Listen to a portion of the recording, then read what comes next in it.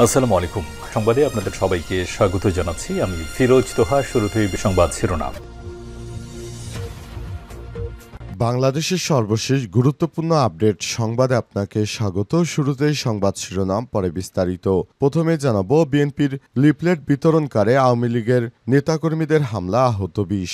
মাদারীপুরের শিবচর উপজেলায় তারেক রহমানের ৩১ দফা কর্মসূচি প্রচারে লিফলেট বিতরণকালে জয় বাংলা জয় বঙ্গবন্ধু স্লোগান দিয়ে বিএনপির নেতাকর্মীদের উপর হামলা চালিয়েছে আওয়ামী লীগের নেতাকর্মীরা। এই ঘটনায় অন্তত ২০ জন আহত হয়েছে। আজ উপজেলা শিবচর পৌরসভার চর শ্যামাইল এলাকায় এই ঘটনা ঘটে। এরপর জানাবো, রাজাকার সবগুলোকে ফাঁসি দিছি, আন্দোলনকারীদেরও ছাড়ব না বললেন শেখ হাসিনা।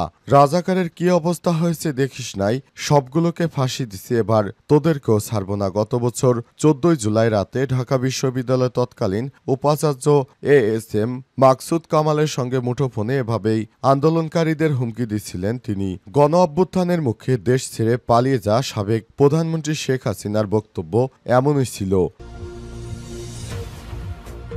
এদিকে ভারতে বাংলাদেশি পুলিশও গ্রেপ্তার ৫। ভারতে এক পুলিশসহ ৫ বাংলাদেশিকে গ্রেপ্তার করেছে দেশটির পুলিশ। সীমান্ত পেরিয়ে মেঘালয়ের দক্ষিণ পশ্চিম খাসি পাহাড় জেলায় ঢুকে গ্রামবাসীর উপর হামলা করার অভিযোগে তাদের গ্রেপ্তার করা হয়েছে। তাদের মধ্যে একজন বাংলাদেশি পুলিশও রয়েছেন। এদিকে অচিরেই দেশে ফিরবেন তারেক রহমান বললেন ব্যারিস্টার কামরুজ্জামান। বাংলাদেশ জাতীয়তাবাদী দল বিএনপির ভারপ্রাপ্ত চেয়ারম্যান তারেক রহমান অচিরেই দেশে ফিরবেন বলে জানিয়েছেন তার ব্যক্তিগত আইন বিষয়ক উপদেষ্টা ব্যারিস্টার এ.কে.এম. কামরুজ্জামান। তিনি বলেছেন, নির্বাচনের সময় নির্ধারিত হয়েছে, তার আগেই দেশে ফিরবেন তারেক রহমান। এবং সর্বশেষ জানাবো, ওয়াশিংটন ডিসিতে সেনা মোতায়েন ফেডারেল নিয়ন্ত্রণে ডিসি মেট্রোপলিটন পুলিশ বললেন ডোনাল্ড ট্রাম্প। যুক্তরাষ্ট্রের প্রেসিডেন্ট ডোনাল্ড ট্রাম্প ঘোষণা করেছেন যে তিনি ডিসি মেট্রোপলিটন পুলিশ বিভাগকে ফেডারেল নিয়ন্ত্রণের নিচ্ছেন এবং রাজধানী ওয়াশিংটন ডিসিতে ন্যাশনাল গার্ড মোতায়েন করবেন। তিনি বলেছেন, এই পদক্ষেপের উদ্দেশ্য হচ্ছে ফেডারেল রাজনীতিতে শৃঙ্খলা পুনরুদ্ধার করা। প্রিয় দর্শক, এতক্ষণ শুনছিলেন সংবাদ শিরোনাম, এবারে বিস্তারিত।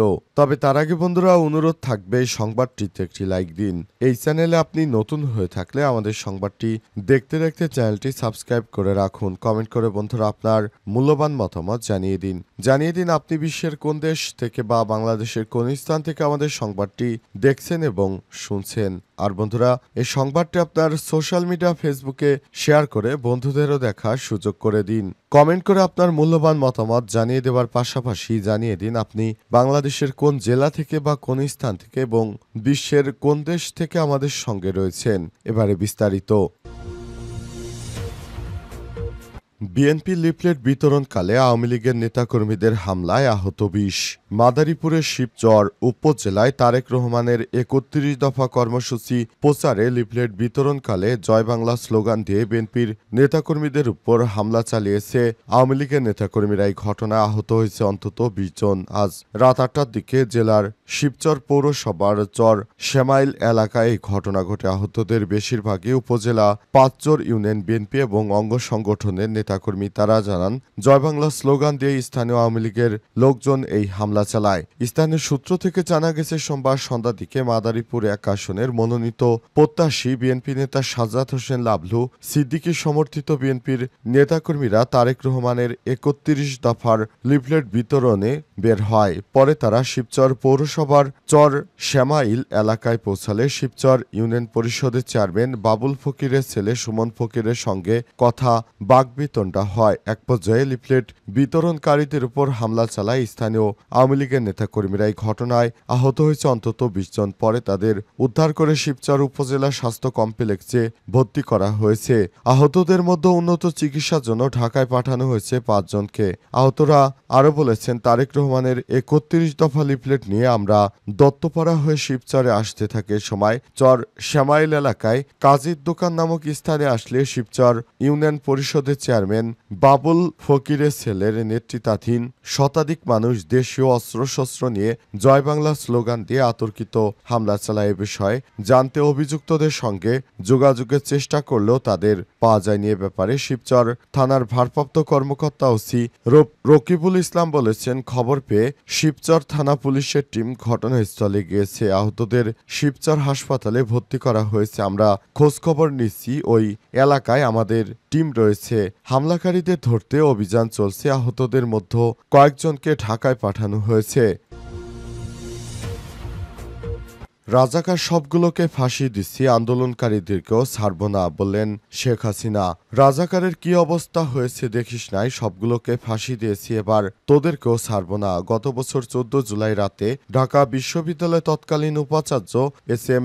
মাকসুদ কামালের সঙ্গে মুঠোফোনে এভাবেই আন্দোলনকারীদের হুমকি দিয়েছিলেন গণ অভ্যুত্থানের মুখে দেশ ছেড়ে বিদেশে পালিয়ে যা সাবেক প্রধানমন্ত্রী শেখ হাসিনা।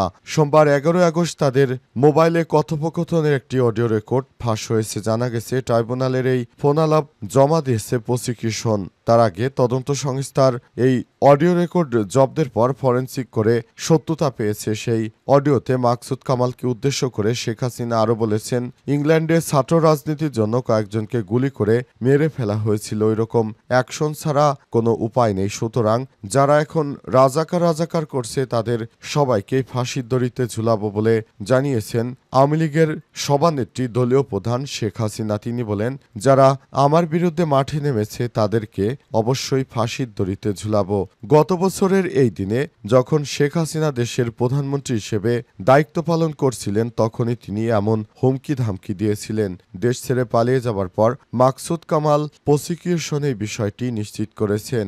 এছাড়াও আন্তর্জাতিক অপরাধ ট্রাইব্যুনালে শেখ হাসিনার বিচার কাজ করা হচ্ছে। সেখান থেকেই মূলত শেখ হাসিনার বিরুদ্ধে একের পর এক বিভিন্ন তথ্য বেরিয়ে আসছে এবং জানা যাচ্ছে শেখ হাসিনার নির্দেশেই মূলত এই ধরনের হত্যাকাণ্ডের ঘটনা ঘটেছিল এবং এই হত্যাকাণ্ডের ফলে প্রায় 1400-র মতো মানুষ নিহত হয়।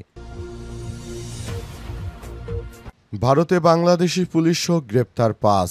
ভারতে এক পুলিশও 5 বাংলাদেশিকে গ্রেপ্তার করেছে দেশটির পুলিশ। সীমান্ত পেরিয়ে মেঘালয়ের দক্ষিণ পশ্চিম খাসি পাহাড় জেলায় ঢুকে গ্রামবাসীদের উপর হামলা করার অভিযোগে তাদের গ্রেপ্তার করা হয়েছে। তাদের মধ্যে একজন বাংলাদেশি পুলিশও রয়েছেন। জানা গেছে, শুক্রবার রাতে বিএসএফ ও গ্রামবাসীদের বাধার মুখে হামলাকারীরা পালানোর চেষ্টা করে। তখন বাংলাদেশে ঢোকার আগে 4 জনকে ধরে ফেলে। আজ মোবারক হোসেন নামের আরও একজন বাংলাদেশকে গ্রেপ্তার করেছে বিএসএফ এর মেঘালয় ফ্রন্টিয়ার ইন্সপেক্টর জেনারেল ওপি উপাধ্যায় বলেছেন, বিএসএফ পুলিশ ও স্থানীয় জনগণের সহায়তায় দ্রুত সফল অভিযান সম্ভব হয়েছে। নিরাপত্তা বাহিনী টহলদারি বাড়ানো হয়েছে, তবে সীমান্ত এলাকায় নিরাপত্তায় স্থানীয় জনগণই প্রথম প্রতিরোধ করছে। দক্ষিণ পশ্চিম খাসি হিলস জেলার পুলিশ সুপার বানারামপাং জিরোয়া জানান, রোববার 5 অভিযুক্তকেই মাওয়াকিরত আদালতে পেশ করে পুলিশ নিশ্চিত করেছে যে এই ঘটনায় অভিযুক্ত একজন বাংলাদেশি পুলিশ কনস্টেবল মারুফুর রহমান। তিনি গুরুতরভাবে আহত এবং হাসপাতালে চিকিৎসাধীন। এই পুলিশ কর্মকর্তা কী কারণে ভারতে ঢুকেছে এবং ভারতে ঢুকে কী কারণে তিনি এই ধরনের কর্মকাণ্ডের সঙ্গে যুক্ত হয়েছেন সে বিষয়ে এখনও স্পষ্ট করে কোনো কিছু জানা যায়নি। তবে তিনি ভবিষ্যতে আর যেন এই ধরনের কোনো কাজে যুক্ত না হন তার জন্য তার বিরুদ্ধে আইনগত ব্যবস্থা গ্রহণ করা হবে। অচিরেই দেশে ফিরবেন তারেক রহমান, বললেন ব্যারিস্টার কামরুজ্জামান। বাংলাদেশ জাতীয়তাবাদী দল বিএনপির ভারপ্রাপ্ত চেয়ারম্যান তারেক রহমান অচিরেই দেশে ফিরবেন বলে জানিয়েছেন তার ব্যক্তিগত আইন বিষয়ক উপদেষ্টা ব্যারিস্টার এ.কে.এম. কামরুজ্জামান। তিনি বলেছেন, নির্বাচনের সময় নির্ধারণ হয়েছে, তার আগেই তিনি দেশে ফিরবেন। ক্ষমতায় গেলে এবং প্রধানমন্ত্রী হলে অবহেলিত সব মানুষের জন্য কাজ করবেন তারেক রহমান। সন্ধ্যায় দিনাজপুর পার্বতীপুর উপজেলা বড়পুকুরিয়া এলাকায় সাংবাদিকদের প্রশ্নের জবাবে তিনি এই মন্তব্য করেছেন। তিনি বলেন, তারেক রহমান দেশে আসতে চায়, তবে নানা রকম সমস্যার কারণে তিনি এখনও দেশে আসেননি। তবে আশা করছি তিনি নির্বাচনের আগেই দেশে ফিরবেন। 31 দফা কর্মসূচি নিয়ে গণসংযোগকালে এসব কথা বলেন তিনি। ব্যারিস্টার কামরুজ্জামান আরও বলেন, বর্তমান রাষ্ট্র সংস্কারের কথা প্রথমে বিএনপি তুলেছিল এবং তা বলেছিল পতিত সরকারের আমলে। তারেক রহমানের অঙ্গীকার একটি মানবিক বৈষম্যহীন সমাজ গঠন করা, যেখানে আইনের শাসন প্রতিষ্ঠিত হবে, কর্মসংস্থান বাড়বে, শিক্ষা ও স্বাস্থ্য খাতে উন্নয়ন হবে এবং এবং নৈরাজ্য হানাহানি দূর হবে। এ সময় তিনি আরও বলেছেন, বাংলাদেশ কৃষি প্রধান দেশ। দেশের উন্নয়ন মানে কৃষকের উন্নয়ন। কৃষির উন্নয়ন ছাড়া জাতীয় উন্নয়ন সম্ভব নয়। তিনি দাবি করেছেন, বৈষম্যহীন ও দুর্নীতিমুক্ত সমাজ গঠনে বিএনপির প্রধান লক্ষ্য, যা বর্তমান সরকারের আমলে ধ্বংস হয়ে গেছে। এ সময় পার্বতীপুর উপজেলা ও পৌর বিএনপি এবং সহযোগী সংগঠনের নেতাকর্মীরা উপস্থিত ছিলেন। পরে তিনি স্থানীয় একটি স্কুল মাঠে জনসভায় প্রধান অতিথির বক্তব্য দেন।